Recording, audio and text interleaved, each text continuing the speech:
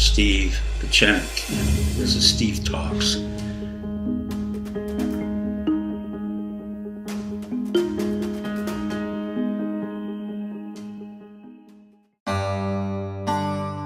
Good evening, Mr. and Mrs. America. This is Dr. Pechenik, and today I want to talk a little bit about what President Trump did with Pakistan. Pakistan is a country that was created in 1947 by Muhammad Ali Jinnah from the state of India. And it was created for legitimate reasons because the Muslims wanted to separate from the Hindus, and the Muslims talked a special language of Urdu, and they wanted to be led in a theocratic state under the Quran. And so the state of Pakistan was created. It eventually became ruled by military officers.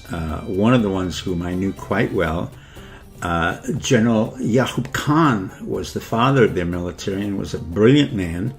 And subsequently, several generals became the head of Pakistan. Unfortunately, the country never developed a civil society. And the reason for that has more to do with the fact that it really was incubated not only by the military, but by the fact that it was a large piece of land. It had a theocratic overlay, but it had no real judicial underpinning that would allow it to come into civil society. In other words, there wasn't really a central government that was very effective.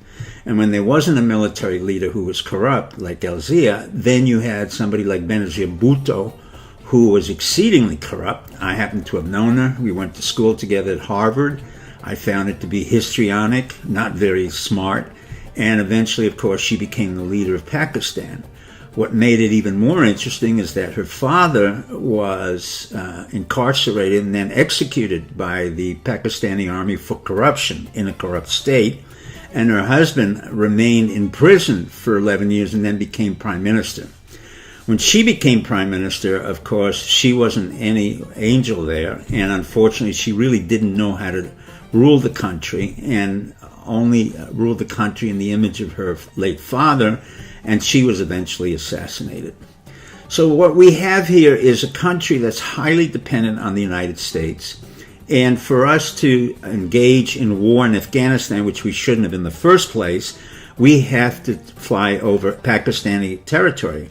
Now, what makes Pakistan a problem for us is the fact that it's highly dependent on us for monetary subsistence. We've paid over $33 billion, if not more, off the record, to their military. Our CIA, in their inimitable way, has created the Inter-Service Intelligence Agency, which is the ISI, which in turn works with Al-Haqqani, which the CIA knows, and Haqqani is, quote, a terrorist organization, which works in Afghanistan in order to create strategic tension with India.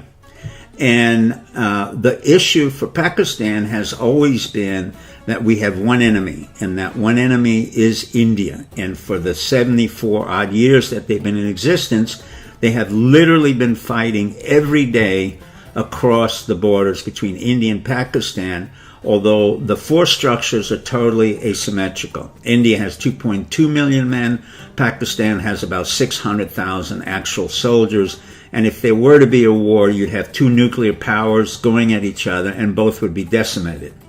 Fortunately and unfortunately, we were able to moderate both behaviors, and Pakistan eventually, despite taking our $33 billion, and then Trump hasn't refused the $126 million until the Pakistanis come forth and become a real ally, which I doubt they ever will be, they decided to become the ally of China, which is fine, because in turn, America has become a stronger ally of India. And Trump and Modi, the Prime Minister of India, are very close. And in turn, India is very close to Russia, and guess what else? India is very close to Israel, and Israel and India have a very close collaboration in terms of military assistance. Ironically, Pakistan has always admired Israel, which is a Jewish state.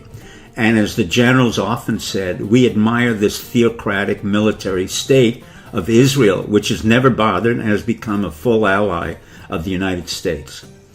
But let me quote the words of Muhammad Ali Jinnah, the father of Pakistan, who said, "It is very hard to create a society in which the women become chattel and are incarcerated in four walls, and they become our prisoners." On that note, I bid you good night and farewell. Hi, this is Dr. Steve Pachenik, and this is Steve Talks.